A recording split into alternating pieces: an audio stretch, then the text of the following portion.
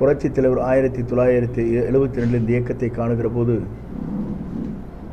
அவரை கழகத்திலே தூக்கி எறிகிற நேரத்தில் இதே நிலை அன்றைக்கு உருவாகியது. அதே போலதான் தமிழ்நாட்டில் ஆளுங்கிற கட்சி 2 கட்சிகளே இருக்க வேண்டுமா, ஆளும் கட்சி ஆண்ட கட்சிகள் தமிழ்நாட்டிலே இருக்க வேண்டுமா, ஏன் ஒரு புதிய வரலாற்றை படைப்பதற்கு ஒரு தலைவர் தேவை என்ற முறையில் இன்று மக்கள் மட்டுமல்ல இளைஞர் உள்ளங்களிலே நிறைந்திருக்கிறது என்பதை நாம் கண்கூடாக பார்த்து கொண்டிருக்கிறோம். ஆகவே ஒரு புதிய வரலாற்றை படைப்பதற்கு, புதிய தமிழகத்தை உருவாக்குவதற்கு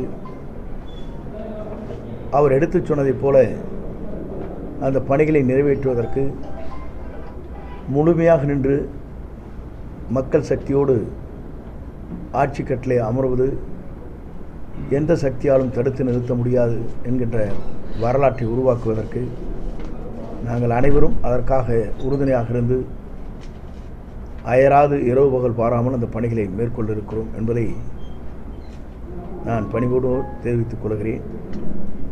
வாக்காளர் பட்டியலை பொறுத்தவரையிலும் 97,37,812 பேர்கள் நீக்கம் செய்யப்பட்டிருக்கிறது.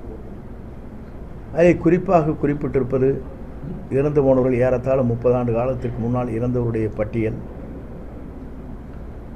அதேபோல் வேறு இடத்திற்கு சென்றவர்கள், ஷிஃப்டிங் என்று சொல்வார்கள், வேறு இடத்திற்கு சென்றவர்கள், ஒருவரே 2 இடத்தில் பதிவு செய்வது டபுள் என்ட்ரி என்று சொல்வார்கள், இதையெல்லாம் நீக்கப்பட்டிருக்கிறது என்று குறிப்பிட்டார்.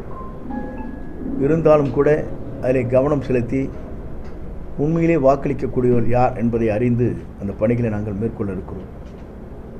அது 18ஆம் தேதி வரையிலும் அதற்கான நாட்கள் கொடுக்கப்பட்டிருக்கிறது. ஆங்காங்கே நடைபெறுகிற முகாமில் அந்த பணிகள் வேகமாக செய்வதற்கு நேற்றைய தினம் தலைவருடைய கட்டளையை ஏற்று மாவட்ட செயலாளர் அனைவரும் அங்கே வருகிறது அந்த பணிகளை மேற்கொள்ள இருக்கிறார். ஆக எங்களுடைய பணிகளை பொறுத்தவரையிலும் இளைஞர்களாக இருக்கின்றவர்கள் அவருடைய வாக்கு சிந்தாமல் சிதறாமல் எடுத்துச் செல்வதற்கும், விடுபட்டிருக்கிற வாக்காளர்கள் இதுவரையிலும் இல்லாத ஒரு இந்திய தேர்தல் ஆணையத்துடைய ஆணைப்படி ஒவ்வொருவரும் தனித்தனியாகவே விண்ணப்பம் தர வேண்டும் என்ற நிலை இருக்கிறது.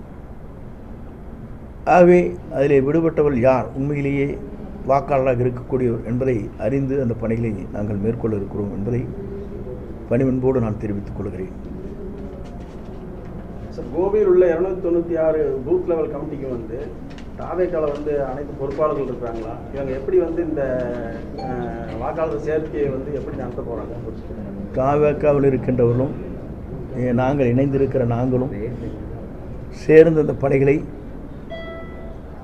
வருகின்ற ஒரே முகாமில் 3 நாட்களுக்குள் முடித்து தலைமைக்கு முதல் மாவட்டம் என்ற முறையில் அதை அங்கே சமர்ப்பிப்போம். திரு ஓபிஎஸ் அவர்கள் தாவேக்காக்கு வரதுக்கு எவ்வளவு வாய்ப்பு இருக்கு? அவரை பொறுத்தவரையிலும் அவரோடு இருக்கின்ற மாவட்ட செயலாளர் பெரும்பாலும் பல்வேறு கருத்துக்களை சொல்லியிருக்கிறார்கள். அதில் பெரும்பாலானவர்கள் தமிழக வெற்றி கழகத்திற்கு நாம் செல்ல வேண்டும் என்ற கருத்துக்கள் பரிமாறப்பட்டிருக்கிறது. அதை பொறுத்தவரை அவர்தான் முடிவுகள் மேற்கொள்வார். சார், கடந்த சில தினங்களுக்கு முன்பு தமிழர் மணியன் பேசுகிறப்ப விஜய் இந்த திமுக இருக்கின்ற கட்சிகள் எல்லாம் ஒன்று சேர்ந்தால் தான் ஜெயிக்க முடியும் அப்படின்னு சொல்லி கூட்டணியில் நல்லா இருக்கிற மாதிரி ஈரோட்டில் நடந்த கூட்டத்தில் பேசினார். இது எப்படி சார்? தமிழர் மணியன் இல்லை என்ன சொன்ன தெளிவாக சொல்லுங்கள். திமுகவை இருக்கின்ற கட்சிகளில் ஒன்று சேர்ந்தால் தான் வெற்றி பெற முடியும், தனியாக இருந்தால் இது பண்ண முடியாதுன்னு சொல்லி ஒரு கருத்தை தெரிவிச்சிருந்தார். இது எப்படி? அவருடைய சொந்த கருத்து. ஒவ்வொரு இயக்கத்திலும் இருக்கின்றவர்கள் ஒவ்வொரு கருத்துக்களை வெளிப்படுத்துகிறார்கள். தலைமை என்ன முடிவு செய்கிறதோ அதை ஏற்று நாங்கள் பணியாற்ற இருக்கிறோம். குறிப்பாக ஈரோடு நடைபெற்ற மாபெரும் பொதுக்கூட்டத்தில் 2 லட்சம் பேர் கலந்து கொள்கிற அந்த நிகழ்ச்சியில் தெளிவாக அவர் தன் கருத்துக்களை பிரதிபலித்திருக்கிறார்கள். 2 கேள்விகள் கேட்கப்பட்டது. அதற்கு அங்கே கூட்டத்திலே வந்த அனைவரும் கரையோசையோடு நாம் எதிர்காலத்தை என்ன செய்ய வேண்டும் என்பதற்கு 2 விளக்கங்கள் தரப்பட்டிருக்கிறது. உங்கள் பத்திரிகையில் கூட வந்திருக்கிறது. அதுதான் பொருத்தம். சார், கன்னியாகுமரியில் கூட நேற்றுக்கு முந்தின கிறிஸ்மஸ் விழாவில் ஆதவர்ஜனை காங்கிரஸ் எம்எல்ஏட்ட ஏதாவது பேசுனதை சொல்லி சொல்கிறாங்க, பேச்சுவார்த்தை ஏதாவது போயிட்டு இருக்காங்க. ஒவ்வொரு இயக்கத்தை சார்ந்தவரும்